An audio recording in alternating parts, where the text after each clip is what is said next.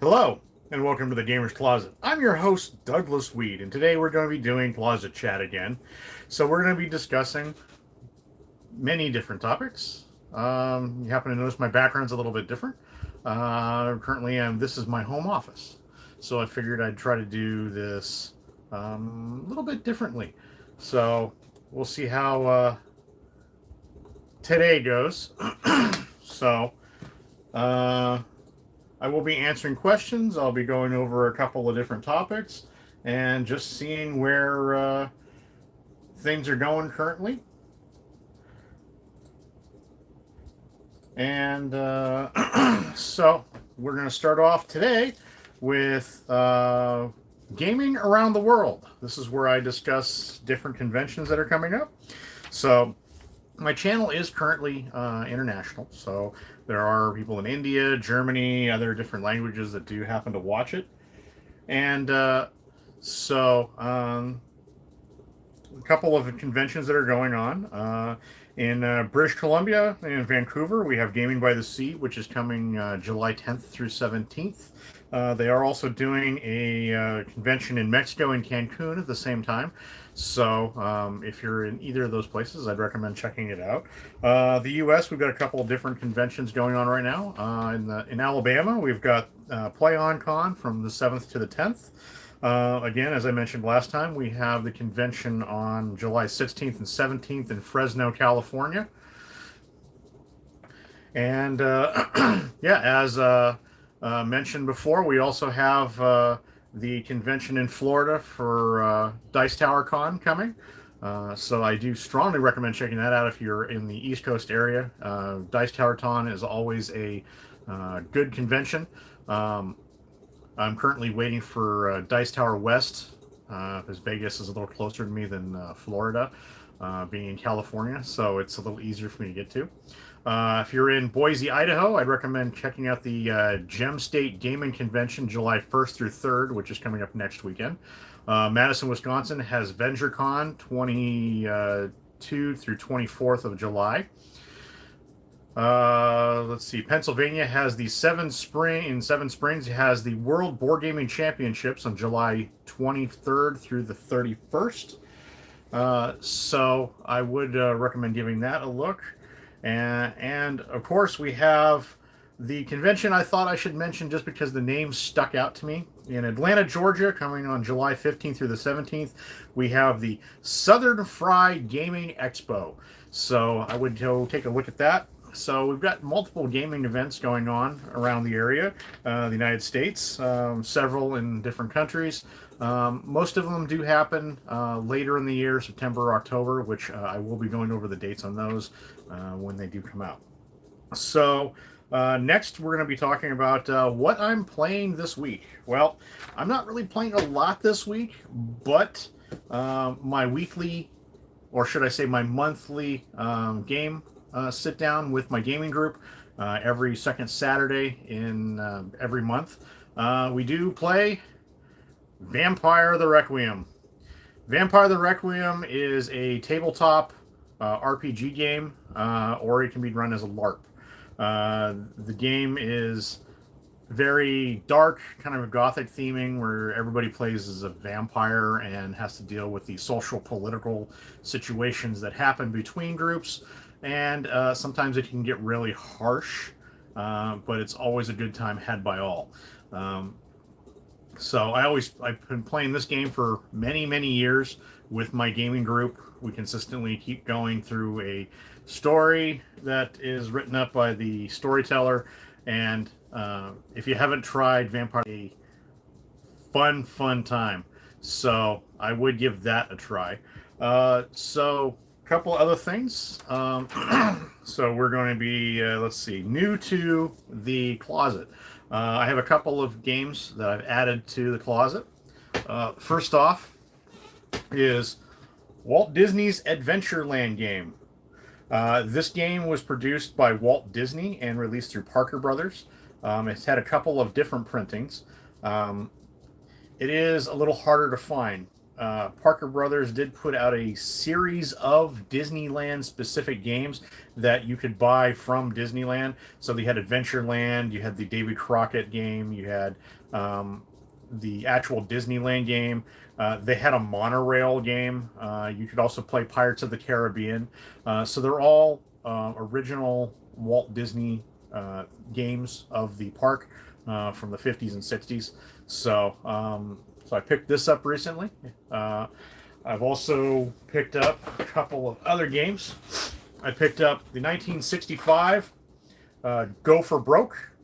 Go for Broke is a game where you actually have to spend all of your money however you can through gambling, horse racing, bad investments, any way you can to go broke.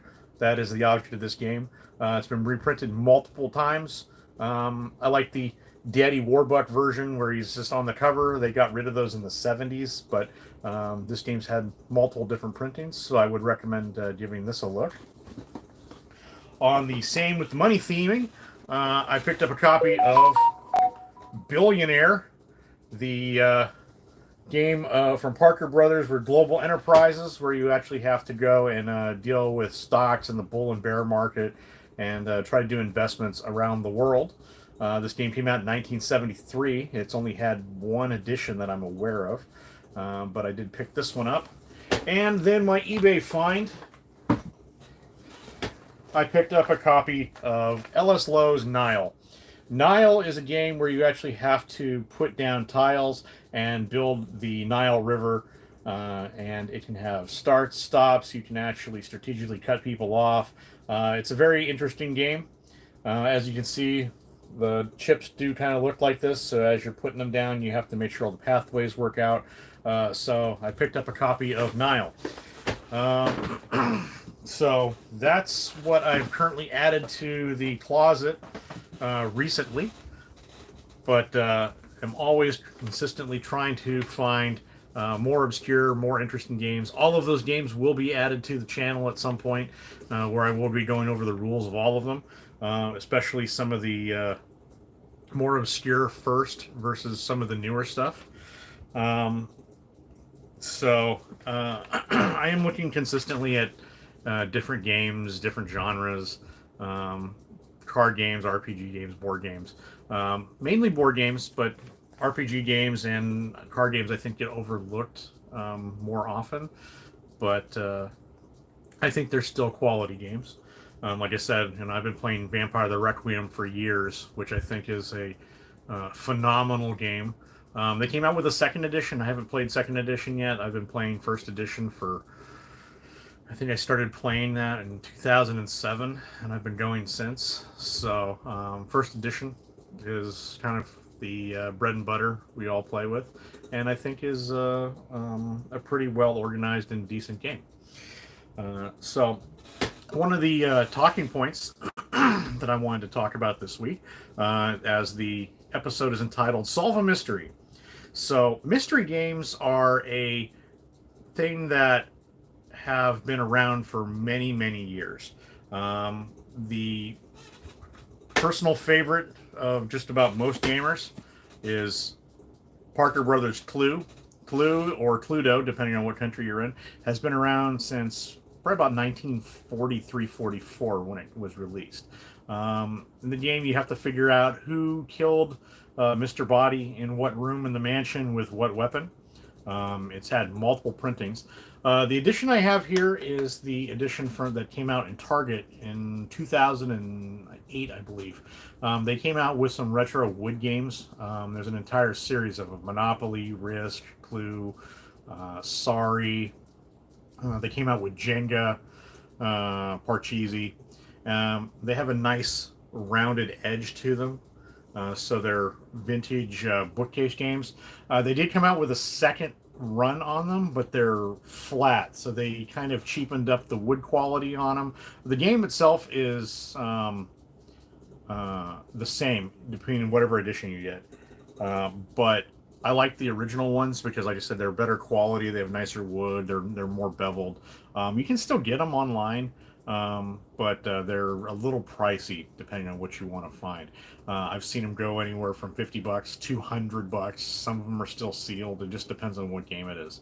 But I like the wood box versions. They're a little easier to haul around. They're more durable. Everything folds up really nice inside. Plus, they look really nice on your shelf. Um, but like I said, Clue is a staple mystery game. It's been around for a long time, but it has spawned multiple other games. So I'm going to show you a couple of games that I have in my collection that I think follow the same lines as mystery games. Theming, not necessarily always the same, but obscure board games are kind of like what, it's my thing. So, a couple of mystery games. Some are new, some are old. So we're going to start with the old mystery games, which I don't think get as much of a fair shake as some of the other games. So the first one I'm going to pull out is Quick Draw McGraw's Private Eye Game.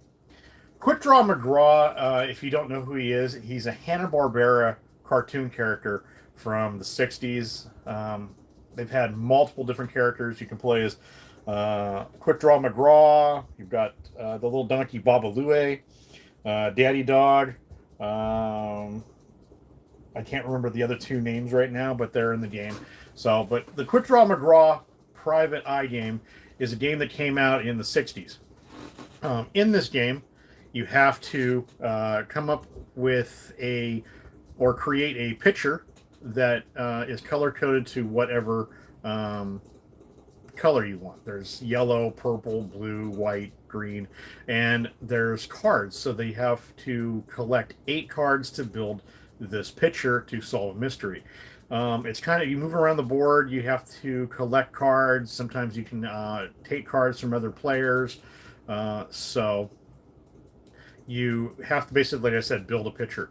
So it is a mystery game. It's a little more on the kid-friendly game. Like I said, it's a Hanna-Barbera cartoon, so it doesn't really have all of the strategy to it. So it's kind of just roll, spin, move, and do things.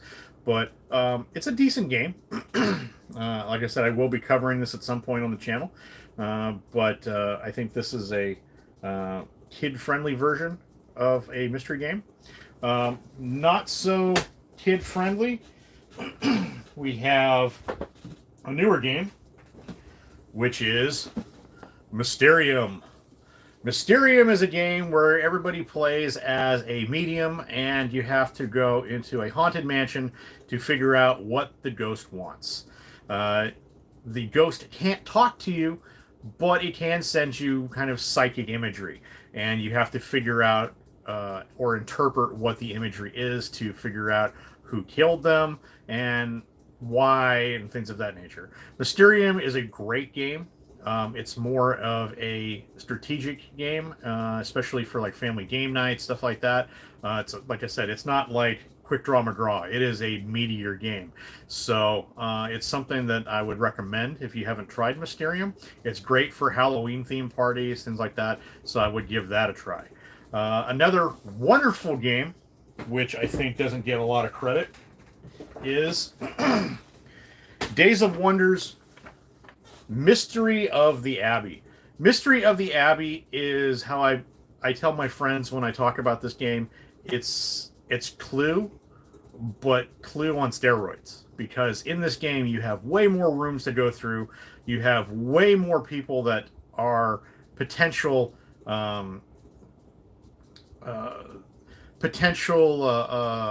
evildoers in this, where there's a lot of different monks. There's a lot of, I think there's like 20 different suspects you can have in this game, and you have to go through and try to figure out what's going on. It also comes with a little bell, and kind of timeout in the confessional. It's like I said, it's an Abbey themed mystery game. It is a meaty game. If you haven't tried Mystery of the Abbey, you are missing out on a crazy version of Clue that is even tougher. So if you like Clue, I would take a look at Mystery of the Abbey. Mystery of the Abbey has a lot more features to it. Days of Wonder games are more often out of print now, but you can still find them online, so they still are out there. But if you can pick up this game, I would strongly recommend taking a look at it. But like I said, it's a great mystery game. And finally, on my mystery game series, is a game I showed you last week, which I think is a great game from 1980, which is Whitman's Sherlock Holmes, a game of deduction and suspense. In this game, you have to go through and figure out who stole a diamond. This game is actually approved by the Conan Doyle estate and is really underprinted, being a Whitman game. They weren't around for very long. So the game itself is very well drawn. It has that late 1970s art look to it, which I think adds to this game. It's really nice to look at. So if you haven't tried the Sherlock Holmes deduction and suspense game, I would take a look at that. There are a lot of mystery games that do come out every so often. Those are just several examples that I have from my collection. But one of the major things I wanted to talk about, again, going back to the staple, Clue. I had the opportunity last night to sit down and rewatch the 1985 Tim Curry movie, Clue the movie. And in looking at it, it had the same nice feel of Clue itself. It had all of the rooms intact. It had all of the suspects, all of the weapons. It looked really, really good compared to the game itself. I know the modern versions of the game had an issue where they didn't like the fact that Mrs. White was still the household. Um, she worked, the household cook, and she's still in a servant capacity. And there was a campaign for a long time to get Mrs. White a medical degree, which Parker Brothers did retire the character and then create Dr. Orchid for the newer versions of the game. But I think the game still stands up. Mrs. White is still a tough as nails character, especially if you watch the film with Madeline Kahn talking about murdering her multiple husbands. So I think it is a pretty stand-up movie. It has multiple endings, so it's like sitting through multiple different versions of Clue. You're never quite sure who did it, why, where, but I think the movie stands up to the game. The game, like I said, has been around since probably 43 or 44 when it was released, and it has been a staple game since. Like I said, most mystery games have been around for a long, long time. There are also social deduction games, which I don't have any examples here, but some good examples of that would be the social deduction games of like Sheriff of Nottingham, which is a bluffing game. You have Hail Hydra, where you have to figure out who the secret Hydra agents are in Marvel theming. And then, of course, you have some of the bit more inappropriate theme games. One of my personal favorites is Donner Dinner Party, where you have to play as a member of the ill-fated Donner Party going over the Rocky Mountains from Nevada to California in 1849, which is a true pioneer wagon story, where they got snowed in the Rockies, and is probably one of the first recorded instances of cannibalism in California and in the West. But so you go through several turns, and you have to either play as a pioneer or a cannibal. The pioneers are trying to collect food and get out of there. The cannibals are trying to sabotage it and then trying to eat people. Which, if you don't collect enough food for all the players, you actually have to sit down and vote to eat someone, which can make it as a really, really tough, crazy game. The turn counter on that is a frying pan, so I mean, it has a really dark theme to it. But I've taken that game to several conventions that I go to every year, and that game consistently has a full table. I mean, it can seat 10 to plus 10, 8 to 10 people. 10 being the optimally best, and I always have a full table for several hours playing that game. So if you haven't taken a look at Donner Dinner Party, I picked up my copy from Barnes and Noble probably a couple of years ago. You should still be able to find it online.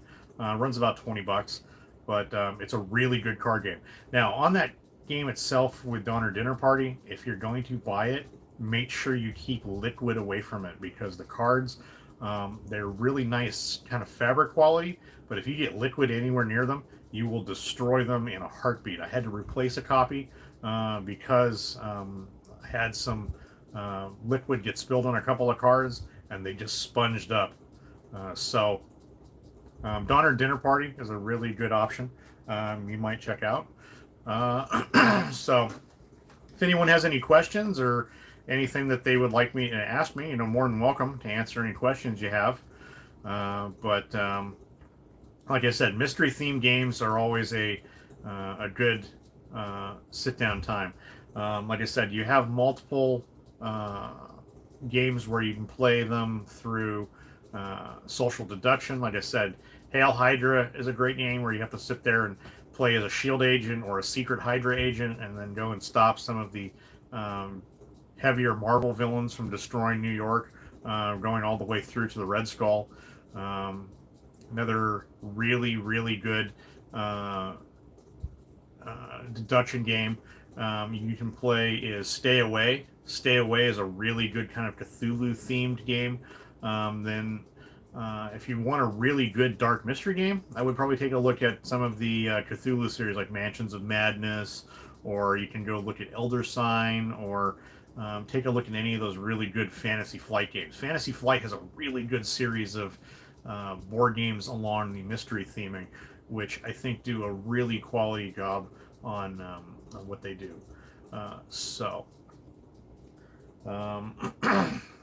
But other than that, I mean, I'm consistently working on right now a couple of projects. I'm working on getting Skirmish done for the 4th of July weekend. So that way we can actually have I'm trying to do a live playthrough sit down on that as well, which is a 2-player game. So one player is the British, one player is the American forces, which I think will be a really good time for 4th of July weekend, which I'm looking forward to that. And I'm also looking forward to projects down the line this year. And I'm also working on getting my studio more streamlined and set up correctly. So I think that'll work out really nice. Let's see. Some board gaming news that I found online this week.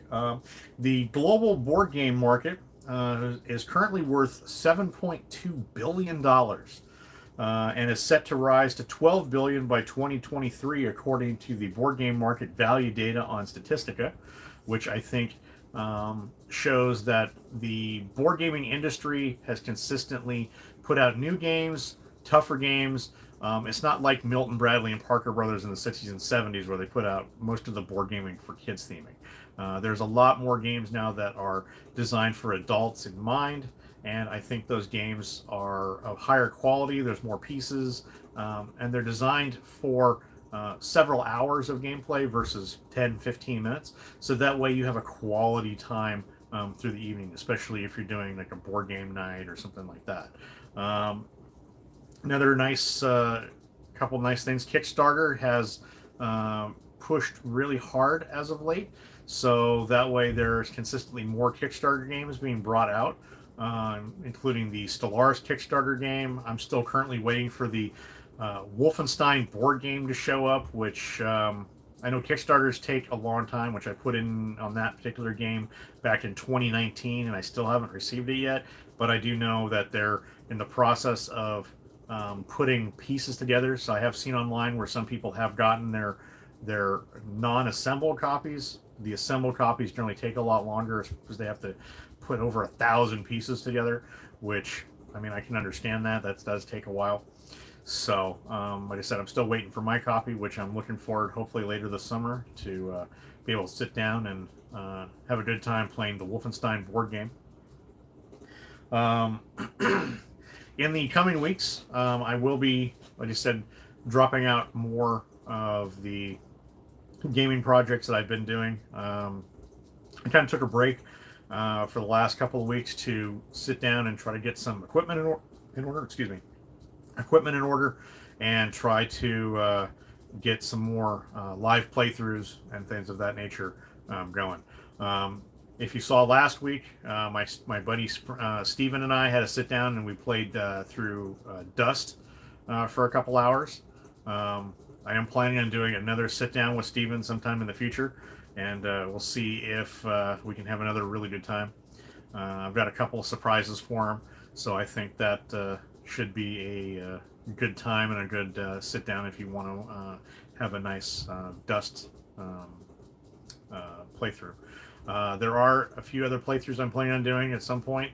I just got to find enough players to sit and do them, or some of the really nice Avalon Hill games from the 60s and 70s, including some of my personal favorites, which are Wizard's Quest and a nice playthrough of Gangsters, which I think both of those would have a really good time by all. So, looks like, let's see here.